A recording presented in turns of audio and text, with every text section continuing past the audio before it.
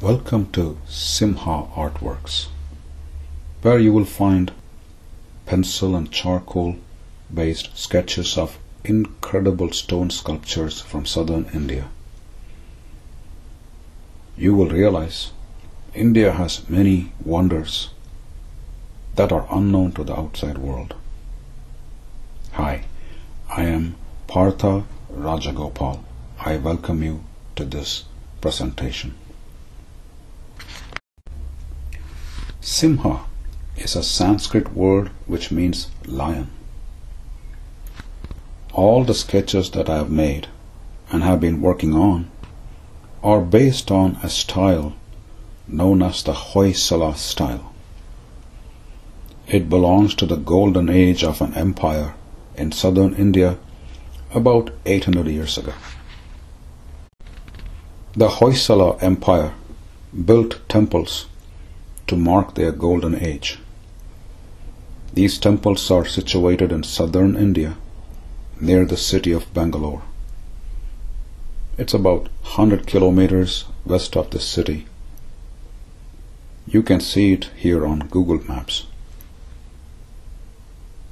I have zeroed in on one of the temples known as the Chinna Kesava Temple. You can see the incredible beauty of this temple in this picture. A picture may be worth 1,000 words, but a picture cannot give you the complete experience of seeing it in person. From a distance, one cannot discern the intricacy and complexity of the architecture, sculpture, all of which is based on the lifestyle, culture, and mythology of that land and that time. Nothing is random as it might appear to a stranger. The carvings depict many things: war, gods, goddesses, mythology, incredible patterns, rows of elephants, each one doing its own unique, distinct things, rows of horsemen, beautiful geometric patterns, and so on. Two eyes are not enough to grasp the entirety of the whole grandeur of this place. Imagine carving these maidens with such intricacy and elegance in one shot. Imagine the number of artists, sculptors, all creating the sculptures according to the same style. Imagine the level of coordination needed to fit it all. Remember that there is no room for error in such a construction. This is my favorite one. It's a picture of Lord Ganesha. It is based on a statue that is outside a temple in a town called Halebeedu, that is very close to the other temple I showed you. Imagine how the artist who made this perceived it and materialized it. He had to keep the entire image in his mind. There is no computer-aided design or photograph to look at. Time has taken its toll. Some statues bear the signs of erosion and damage, and negligence, of course.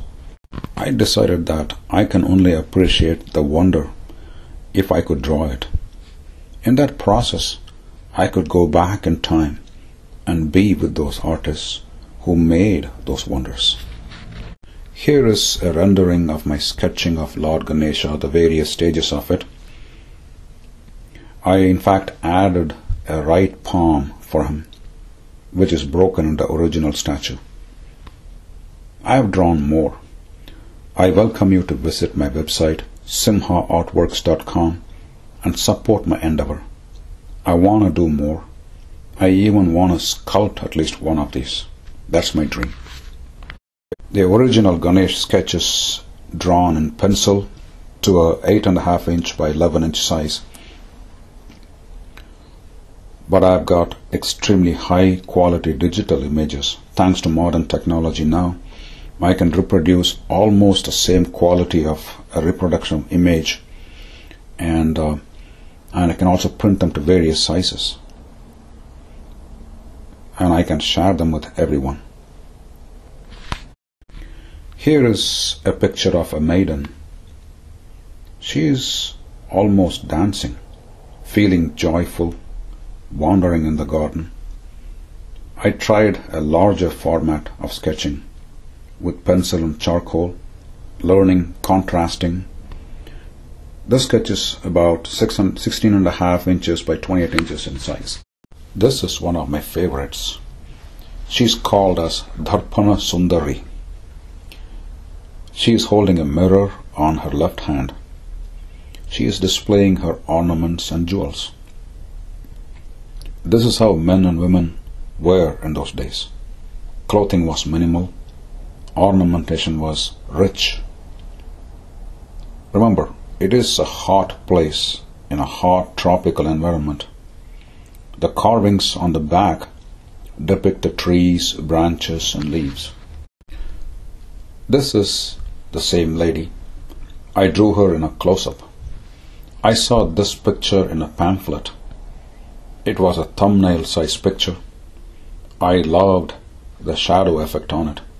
So I drew the whole thing in a 16 by 28 inch size, retaining the shadow effect. And there was a learning in it. I had to fill in some of the details as a thumbnail picture did not have much resolution. But I could enhance my imaginative capabilities just by drawing. Here is a dancer. You can see the accompanying percussionists at the bottom left. You can see her ornamentation swinging around as she dances. Her posture is based on a classical dance form that is still very much alive in southern India. This is known as the doorkeeper. Every Hindu temple in southern India has two doorkeepers, one on the left side, one on the right side. They are known as Dwarapalakas, doorkeepers. The original statue that you see here is about 5.5 to 6 feet tall. There are two of them to the entrance of the inner sanctum. This statue, drawing this was really challenging because of the intricate details. This can test anyone's patience. His hands have fallen off over time. His eyes express inducing fright or fear. They frighten away your negativity as you enter the divine abode. That's what they are meant for. Here is the other doorkeeper. See the complete difference. Here is another unique individual.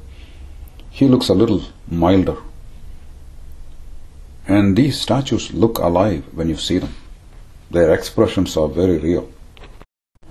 This is dancing Lord Shiva. I can talk for hours on the inner meanings of what this dance means. Thanks to technology, I can now have high quality digital images of these sketches which look almost as good as the original, and I can print them and ship them to you in various sizes. I do need your support and encouragement. By buying these prints, you will help me free up my time to focus on my art and create more of this. They are highly affordable. My website has a page that shows the pricing for each work of mine and size. This is my web page, www.simhaartworks.com. I welcome you to take a look, and I periodically will update with the latest works that I'm doing on this. If you would like to order a copy or more, please click on the link that says shop on the top right side of the web page, and you will see a catalog of images and various sizes and the pricing. I update the prices periodically. If you need custom sizes or special paper, you can contact me by email. These have vibrations in them. Imagine them decorating your homes and offices. You can also pay for this using PayPal. I also have an online shop at Etsy. If you are used to Etsy, you can order through Etsy, and your orders will ship within 3 to 5 business days. In addition, I also sell my works through Store Envy. Your support and encouragement is greatly appreciated. Here is my brochure. I am a self-taught artist. It helps me in the sense I am not restricted by any conventions or rules. For me, the sheer enjoyment of seeing something arise through an inner experience is what matters the most. There are thousands of statues like these, envisioned by prodigious minds and sculpted by master craftsmen centuries ago. These are stone carvings, and their intricacies are incredibly complex, and they have been done according to a set of guidelines and rules, and I would like to bring them to you. I know you appreciate them and can feel that experience when you look at these sketches. Share my experience and let these images bring you the wisdom and intuition of the ancient Indian culture. I would like you to not only enjoy these sketches, please let your friends and relatives know. There might be people who have immense interest and appreciation for art like this. If you need to communicate with me on this, you can click on the contact page on my link on the website. Just fill in your details in the fields shown and I'll respond to you by email. Or you can directly email me at simhaartworks2013@gmail.com. This is my logo for my art business, and I've got the sides of my business card in display here.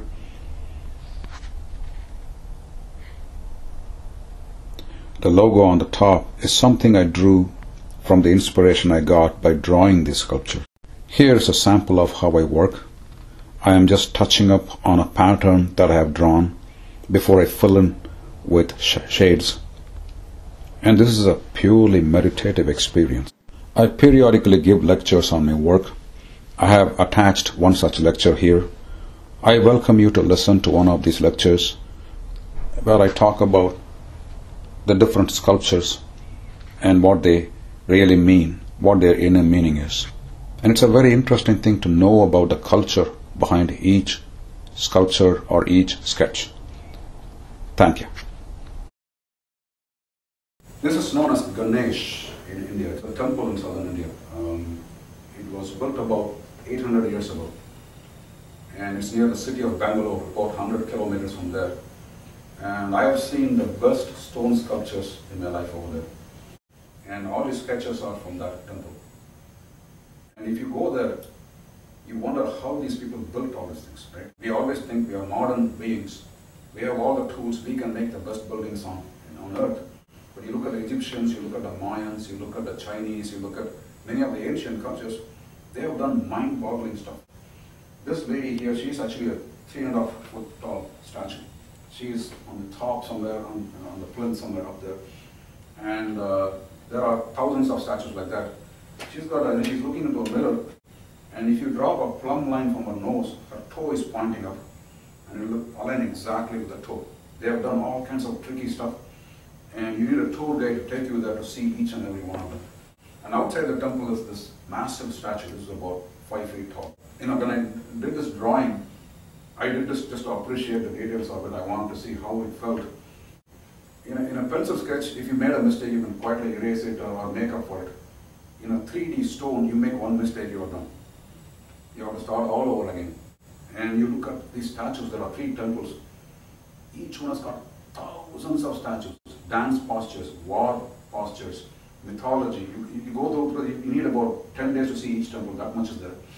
And so I spent 45 minutes, I went on a tourist bus, and so I just took pictures of it. And then I said the only way I can appreciate it is by drawing it.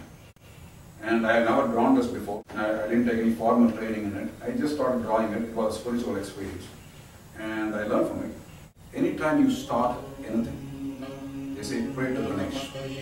There is a mantra for it. Mantra is basically a bunch of syllables.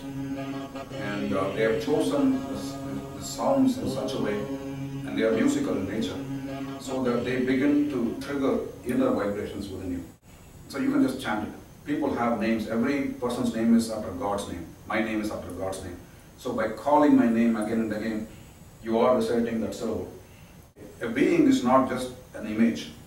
A being is made up of sound, tactile sensations, smell, and everything, right? Same thing with divinity. So they attach many things to it. So mantra is the auditory side of the God. It's the same God. Ganesh is the name that goes with it. He has many other names. He is also known as Lambhodara. Lam means big bellied. That's what it means. Meaning, Lam is the sound of a chakra.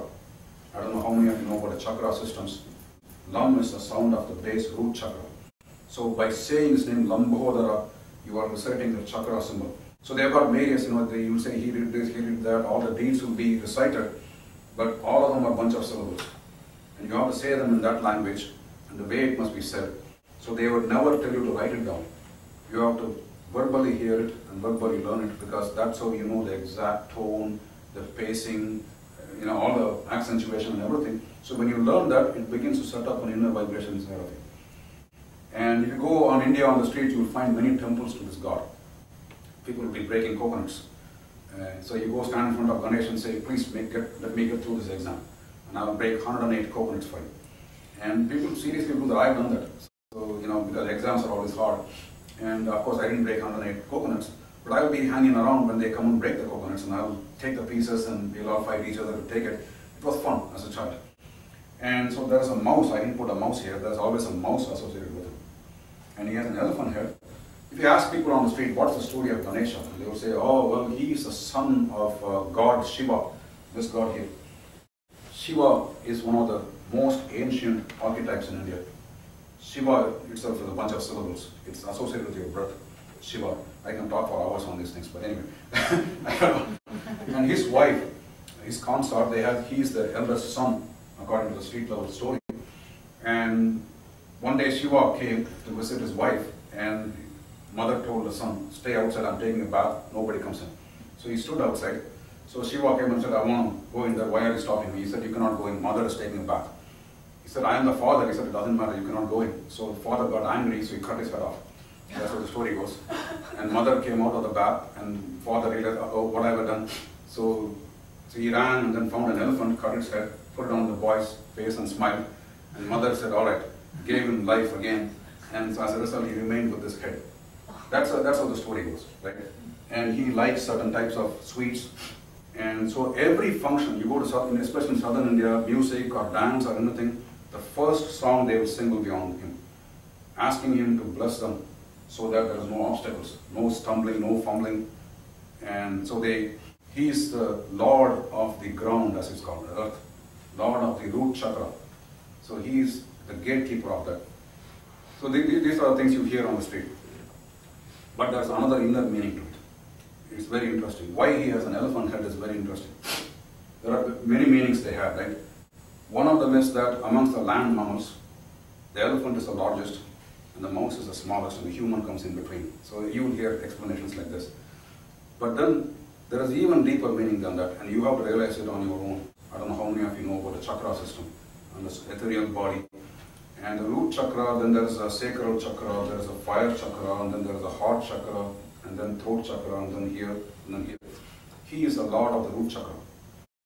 And there is a power, they call her Kundalini. I don't know how many of you, it's not an Italian name, it's a Sanskrit name. And she is known as the mother. She is basically running you. Your life runs because she's dormant inside. And she's dormant in you, and she operates in the bottom two chakras. So we are mostly functioning animals. We live, we sleep, we do all those things. But if there is any quest inside of us, the navel chakra begins to activate. The navel chakra is associated with sun or a warrior. Anytime you decide to take up a spiritual quest, the warrior in you begins to take over. And then you get defeated by all the lower chakra attributes. Your temptations, your weaknesses, your habits, everything keeps defeating you. The warrior struggles against that. So you start your prayer with Ganesha by chanting that mantra many times, again and again, They say that there are subtle meridians inside the body. They call them nadis in Sanskrit. Those nadis begin to respond, and he is holding it because the tendency for Mother Kundalini, she's like a river. She will flow. Once you open the gate, she's going to flow. And she flows up instead of down. We associate everything with gravity. Gravity, the river flows down. Here, the river flows up through all your chakras and reaches the spot here, which is known as the seat of Shiva, or the universe, as you can call it. When she combines with Shiva, it is called as the second birth. It's known as a virgin birth in Christianity. That's what happens when you think, because physically you are born once, there's another union that happens in an ethereal fashion. That's called as a virgin birth. It's like a dog getting a human brain. Your consciousness completely shifts. And a lot of people have undergone shock in that. It's like throwing a lightning into a 50-watt bulb. It just blows you up. So some people have gone insane and they have recovered from it. And so they say it's better that she remains there because you are not ready for it. And the person who is holding that is this Lord, protecting you. He is the obstacle. He is sitting there by being heavy and blocking so that he is there all the time. So he will help you in all that. When you are ready, when your channels are all clear, when you do everything right, that's why they have yoga and pranayama, the breathing exercise. They're all there to clear the various meridians. If you don't clear them and she gets liberated, she will not go up. She will start going in various other directions, which can send you insane. There are a lot of maniacs in this world. They're all super intelligent people. A lot of maniacs are extremely clever, extremely smart, sociopaths, psychopaths. They can outbeat you anytime. That's because you can tell, no doctor can diagnose them. You know, what happens is their power has been unleashed and they have done wrong things in their lives, and as a result, their channels are blocked. So she finds a different direction and it takes them in an insane direction. Some people get delirious and they go totally insane. And there are people who dabble with meditation in India without guidance. They have undergone the same thing because they didn't do the proper preparation. And so preparation is very important. How does that happen? Through rituals, through traditions, by being a part of the system where they know exactly what you are doing.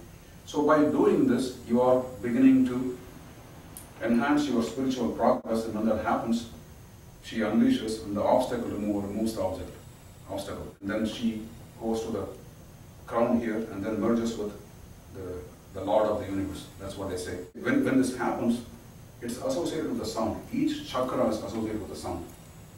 And the sound they call is Om. A-O-M. Om is the sound they associate with. And he is symbolized by that sound. His sound representation is Om. And so, as an image, he has the elephant image, obese body and everything. At the same time, sound is Om. Om sound looks like this is symbolized like a tree with a tail going on, down like this. And here is a crescent moon type of thing. And you might see this symbol in many places. You know, in Islam, you have a green flag, and they have the same thing in that. You may probably, in Egyptian religions, you might see an eye, right? Take a human face. You can draw a human face here. Just you can draw a nose here, jaw here, the ears are here, and your head can come around head like this. This is the midbrain. You got your pineal gland inside of that. Yeah. The sound refers to the pineal gland. The pineal gland sleeps in us. It induces sleep. It induces melatonin inside of us. It's called as a reptile brain. When the reptiles crawl, they have another eye on the top, so they can sense a bird flying. Now in the human beings, it's not being used. We have the cortex around us. And the yogis call it noise. Cortex is not really useful to us spiritually. This is the spirit. The midbrain is the seat of the spirit. It is connected to your subconscious and the superconscious both. It's a gateway. And so every sound will end with an sound. Is what connects you to that. And what happens is, this looks like an eye. Inside, it's got a retina inside. It's got the same things that a normal human eye has, but it's inside. And they don't know why, right? And without dissecting the brain or anything, these yogis and the Egyptians and everybody has discovered that. In fact, if you see the staff of the Pope, the staff has a pine cone in it. It refers to the pineal gland. And in front of Vatican, there's a huge statue of a pine cone. Pine refers to the pineal gland. And there are a lot of secrets. Either the, what do you call, the Masons, Freemasons and others, they have all the secrets they won't reveal to everybody. Talks about it. You go to look at the Egyptian hieroglyphs, they have an eye in there. This eye is called a third eye. It is right in front of you, this spot here. If you draw a line from here, it will reach that spot. And so that sound, Om, ends up there. He is the Lord of that. You can also take this Om, like this, and you can draw an elephant's face on the side. There's an elephant's ear here, an elephant's head, the trunk come up like this. That sound is the elephant's head here. That's what it says. The Om sound is basically the elephant. And this big body is in Sanskrit, Lambodhar means big body, Lam sound. Om, Lam, and there's a mouse.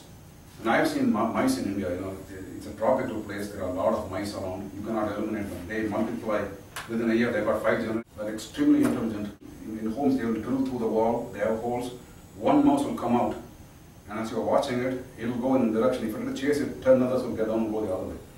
And they'll do funny things, and you really cannot do anything to them. And so we bring a cat, and they know how to go around the cat. The mouse represents the intelligent, clever mind that we have. We are very clever as human beings. We are very, very clever. We think we are smart. And what happens is the clever mind, unfortunately, wanders. We call it the conscious mind. Conscious mind is never in the present. It is always, you need to give it something to do. You can tell it to visualize a light coming through the head or something, or breathe, focus on the breath. Otherwise, it's going to drift. What does it do? It's going to pull a screensaver. And the screensaver is your memory. And your subconscious mind is going to experience that right away, right? So the conscious mind is never in a single place. How can you focus? How can you meditate if your conscious mind is wandering? But if you do, if you manage to meditate, if you bring your conscious mind into stillness, that is the mouse at its feet. It doesn't move. And so that's what it says. When you really meditate, this is a symbol of meditation. That's what it's representing at a very subtle level. The people on the street don't know that. They break a coconut, and the coconut has 3 spots in it. 3 eyes, 2 here and 1 here. And it resembles a human skull. When you break it, you got a white flesh inside, exposing, removing all your ignorance. That's what it means. And you go around the thing 108 times. The 108 is a very interesting number. I used to wonder what it is. In the body, there are various meridians going through. They call them nadis, and they intersect each other into ganglia in various places. 7 of them we know, right? Along the spine, there are 7 of them. There are a total of 114, out of which 2 are outside of your body, and then 4 of them generally are not functional. The remaining 108 places where the chakras, they call them all chakras that we use. So the yoga, the meditation, the pranayama are practices to cleanse the blockages. Blockages come from your deeds, the choices you made, the cloudiness that you have. So you are eliminating them slowly, physically as well as otherwise, by doing social service, by doing all these things. You are eliminating all those blockages by aligning yourself higher frequency, love, forgiveness. All those things are needed. When you do that, those things begin to cleanse when he removes the obstacle.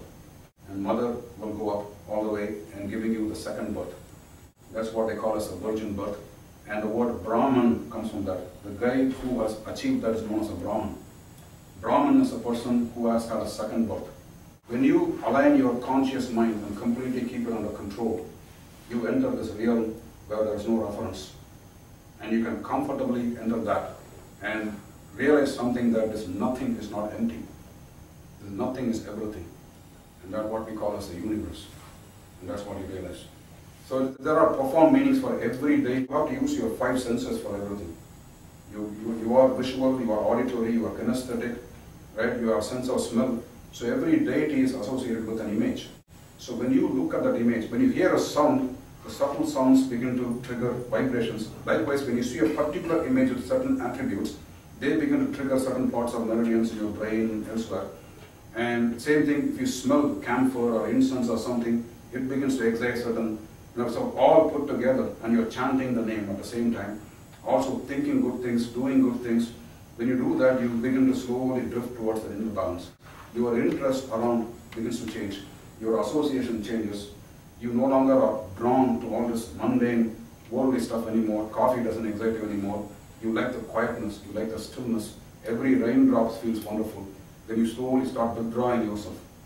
And you reach a state of complete stillness. Some people have done that. And so stillness is the state symbolized by this. Completely seated in meditation. That's what they call it. So every deity has got an image, and when you look at it, it looks like a beautiful, Disney caricature, but it is not. Everything has an inner meaning. I can go on and on. I don't want to bore you guys. You guys give a class. So I really thank you and appreciate you for giving me a chance to talk. And if there are any questions, I'm ready to answer. Or the thing they say is don't ask questions. Ask yourself the same question. The answer will come at its own time. It happened in my life, in my case. The answer will come at the appropriate time. But that answer is so profound, it's called understanding. You know it, and that's it. It's an amazing thing. So you have some drawings you brought? I do. Sorry. You can take a look at it. Is that charcoal or pencil or what is it? I did both. I did both pencil. Initially, I started it as a hobby, and I did them on really shady papers, and then slowly began to migrate over to charcoal, graphite, and these are all copies. The originals are at home. I didn't bring the originals here. You don't have any training. You just did this. Yeah, I just like these are all. You can see this statue is actually as tall as I am. These are known as doorkeepers. These two guys are known as doorkeepers. They usually look frightening. They have this eye.